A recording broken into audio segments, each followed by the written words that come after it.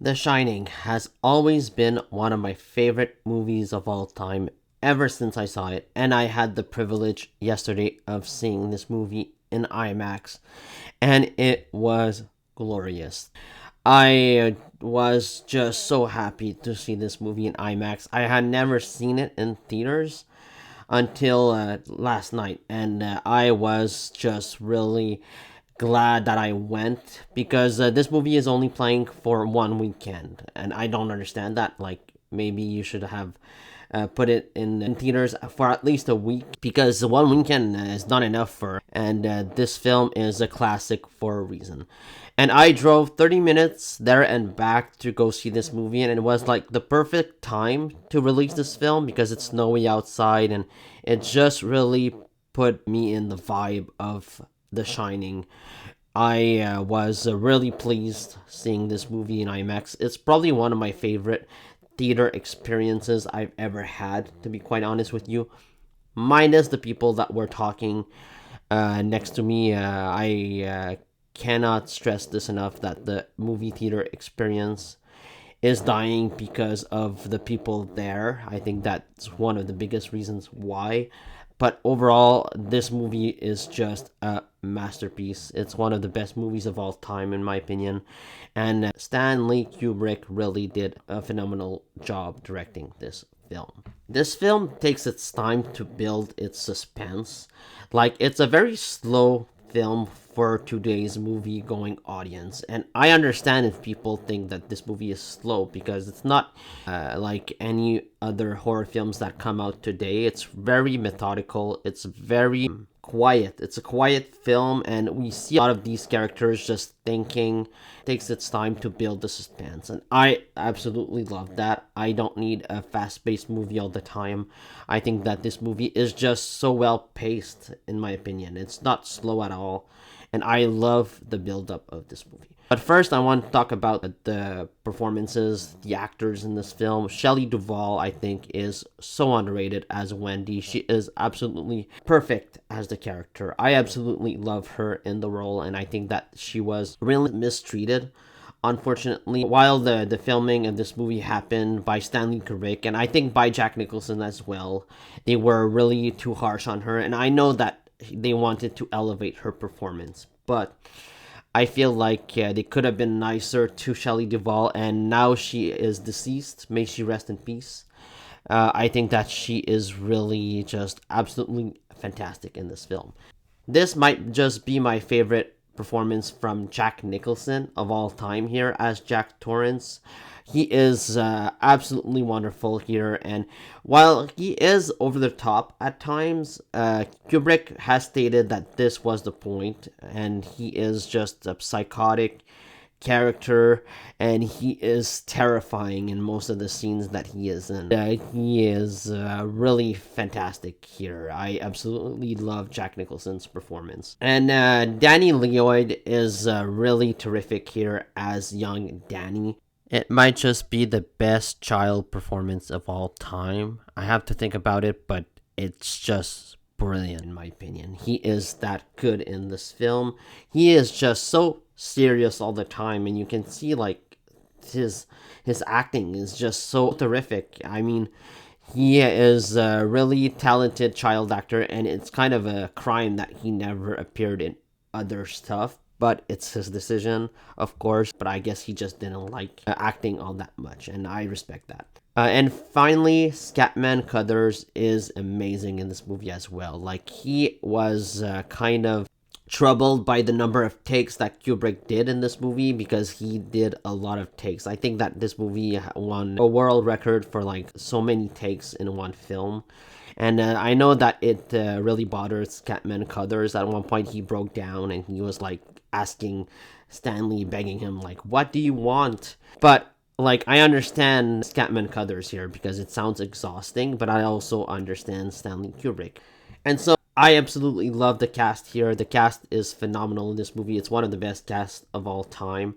And I love the opening of this film. The opening of this film is just really fantastic. It starts off with this terrific helicopter shot, And we witness the lake and the mountains, and we see Jack driving to the overlook, and the music immediately draws you into the film. And seeing this in IMAX was just glorious. The music and the sound, they were just elevated to the next level. And so in the opening, we see Jack drive to the overlook. We arrive at the overlook hotel, and Jack has his first interview with Ullman, and immediately we know that something is off here. And Ullman tells Jack about the Grady murders and how he chopped his wife and children in little bits with an axe. And this doesn't seem to bother Jack at all, and he tells Ullman that his wife is like a horror fanatic, even though we never see her watch horror movies throughout this entire film, which is kind of funny. Like, he just lies through his teeth in the entire film. I love the interview. The way this movie opens, we sort of learn everything we need to know about these characters immediately. We go to Wendy and Danny Torrance's apartment, and Danny Torrance sort of has this vision while talking to Tony, who is his imaginary friend, and he sees the blood coming out of the elevators. It's just this fantastic shot. And he passes out, and Wendy calls the doctor, and the doctor tells her that the boy is fine. And Wendy tells the doctor about Jack and his alcohol problem, and that he is a recovering addict, and he actually dislocated Danny's shoulder one night when he came home drunk and angry, and he saw Danny like going through his papers, and he just like broke his shoulder. It's not a good look for Jack. Like, immediately you know that something's off with Jack. And I understand like Stephen King's point of view on this, like why he didn't like The Shining. He didn't see like a descent to madness in Jack's character, and I sort of disagree with that. Like, Jack wasn't a perfect human being from the get-go, but like he wasn't about to murder his family with an axe. Like, he sort of was just this impatient guy who had anger issues and was an alcoholic. So I sort of disagree with Stephen King here on Jack Torrance's descent to madness. I think it feels kind of gradual while you're watching the film. Like, it doesn't happen all of a sudden. He slowly starts to get insane once like the month passes and everybody leaves the hotel. Ullman shows the overlook to Wendy, Jack, and Danny, and Danny sorts of gets lost. He finds the game room, and then he encounters the girls, the twins. And I love Jack's line when they find him. He says, like, "Aren't you tired of bombing the universe?" I absolutely love it. I think it's hilarious every time he says it. And I absolutely love the scene where Dick and Danny, they talk about the room 237, and Dick Halloran tells Danny to stay out. It's a very well directed scene. It's a great foreshadowing scene as well, because you know like the horror of that room because of this dialogue alone, and it is just super well presented. So yeah, like I said, a month later there's still no snow, but the overlook is empty, and it begs you to wonder why they didn't just close like a month later after that. I mean, it seems like the overlook closed kind of early, doesn't it? But whatever. They're alone now in the overlook, and nobody else is supposed to be there. And Danny is playing with his tricycle. He is mostly with Wendy. Jack doesn't seem to care about the kid, kind of like he never plays with the boy, or he never spends time with him, except for like one scene. Danny is mostly with Wendy. And I absolutely love the shot where Jack looks on the maze and he sees Wendy and Danny from the air. It's just like super well directed. This movie is super well shot. The two of them, they play outside while Jack slowly goes insane. And I love the shot where it's just him and his face just looks like completely mental. He's having this slow breakdown, and it is just so well done. Like, his descent to madness here, I think, is incredible.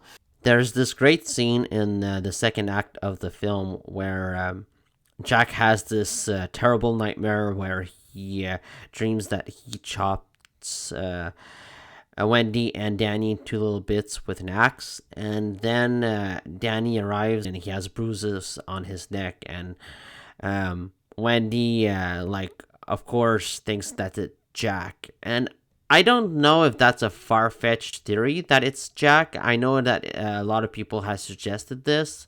Maybe it wasn't the ghost in room 237, and maybe it's just Jack that actually punished Danny. But I think that it's the woman in room 237.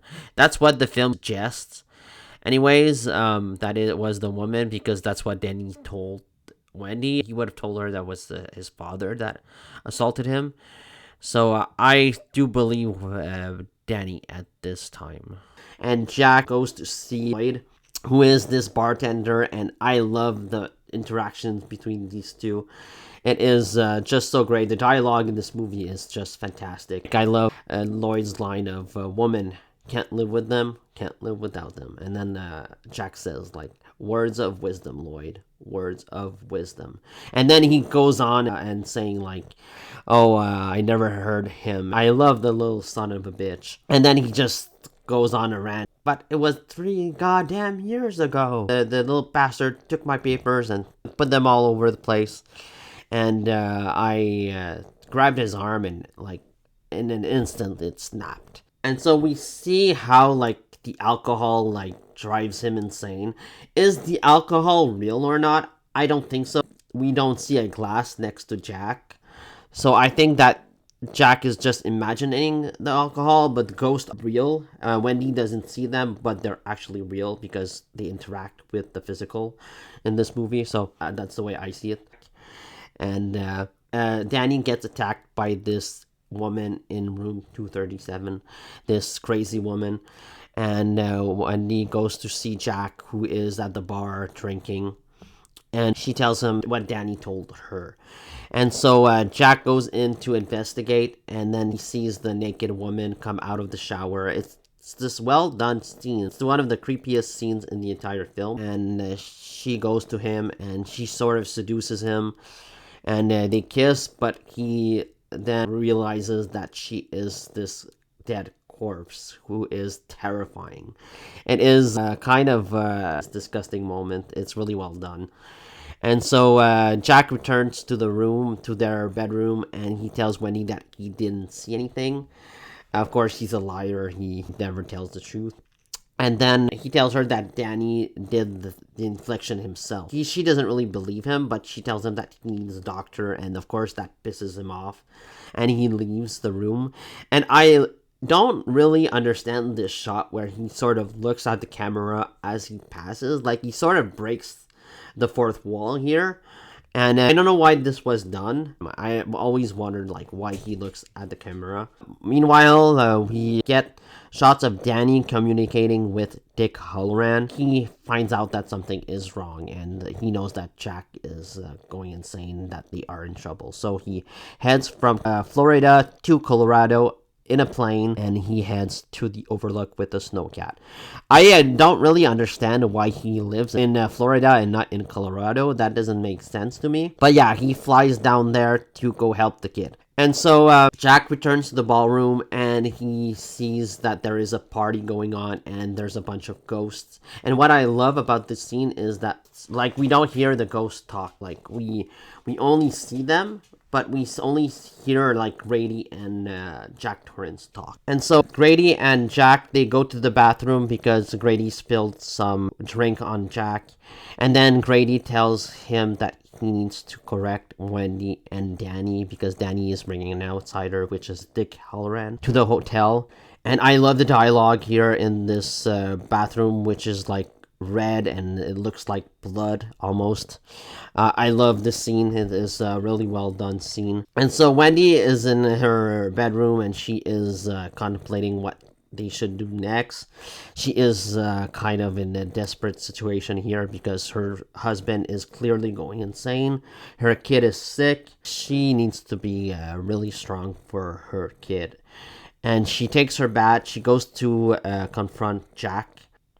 Jack here is completely gone at this point in this scene because she looks at his manuscript, and it's always the same thing that's written on there. It's all work and no play makes Jack a dull boy, and I love that it's written differently in like every sentence. It's just really well done, really well thought out. And like Jack completely scares her. She jumps when he asks like, "Do you like it?" And she completely freaks out like I would. She takes her bat, and this scene alone is just like one of the best scenes in the entire film, where he taunts her and she like goes up the stairs and he follows her, and it's just this super well written scene. I just love the dialogue. Like, Wendy, light on my life. I'm not gonna hurt you. I'm just gonna bash your brains in. It is fantastic. She hits him hard on the head. He falls down, and then she drags him to the pantry.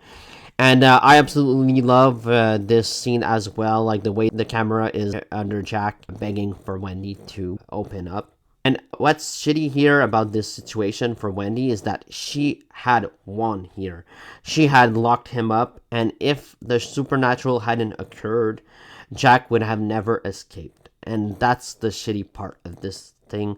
And so Jack tells her to go check out the snowcat because he damaged the engine and he damaged the radio as well, and they are not going anywhere. They are stuck there at the hotel and they are not leaving. And so Wendy doesn't know what to do, of course. And there's this great scene in the third act where Danny takes the lipstick. He's possessed by Tony, and he's losing it, and he writes red rum on the mirror, and he keeps saying it like over and over again. He yells it, and Wendy awakes, and she then sees that red rum actually means murder. Danny actually saw it before it happens. Jack gets a visit from Grady, tells him that he believes that Jack doesn't have the belly to kill his wife and kid, and Jack assures him that he does, and Grady lets him out, unfortunately. Jack goes back to the bedroom, and he breaks down one of the doors. I love the line, "Wendy, I'm home." He gets inside while Wendy goes in the bathroom with Danny, and she manages to put Danny to safety through a window, and she tells him to hide. And Jack tries to break in the bathroom, and he also says like, "Here's Johnny," which remains so iconic to this day. And she attacks him with a knife. She defends herself really well in this movie. Like, I think that Shelley Duvall is really a strong female character. We hear Halloran arrive with the snowcat, and that's what saves like Wendy's life. Without Dick Halloran arriving, Jack would have probably killed her. And so the entire last act of this movie is really suspenseful. It's one of my favorite parts of the film. Imagine this, like, imagine that you're a kid and your father is going to kill you with an axe. It's probably the most terrifying thing that can happen to you. It's just really one of the best like endings to a movie of all time, in my opinion. Now, what I don't like about the adaptation here, it's the only thing that I think it bugs me is that Dick Halloran doesn't take a weapon with him. Like, you know, the guy's gone insane, so why don't you bring a gun or buy a gun? Like, I know time is of the essence, but you have to protect yourself. Like, he came there unprepared and he gets killed by the axe, and it's the only murder in the entire film, and it is bloody, it is violent, and it really helps with the horror, with Danny's scream there. It's just super well done. And so with Danny's scream, Jack knows exactly where he is. He's hidden. Jack goes after Danny, and he pursues him into the maze, and Danny realizes that Jack is following his footsteps, and so he undoes his footsteps so that Jack can't follow him anymore. And while this happens, Wendy sort of shines as well and sees all the horror and violence that took place in the Overlook Hotel. She finally sees the blood coming out of the elevators, and she sees the skeletons and Dick Halloran's body. And so Jack almost catches up to Danny, but Danny races his steps and he hides, and Jack doesn't find a way out. He's too far gone at this point, and he freezes to death. He dies frozen in the snow, while Wendy and Danny, they reunite. And so the ending here is fantastic, and we get the final shot of the photograph, and it is just this amazing shot, and we wonder what it all means. I think that the photograph of the hotel signifies that Jack has been absorbed by the hotel, and he's become part of this internal evil, and he will forever be trapped in the Overlook Hotel. We sort of see this expanded a little more in Doctor Sleep, the sequel, where we see Jack Torrance, who is now a bartender at the hotel. This is my favorite Kubrick film and my favorite horror film of all time. It is just so well done. It is timeless. It is thrilling from the first frame to the last. And I absolutely adore the direction of Kubrick. I'd give this movie an A+.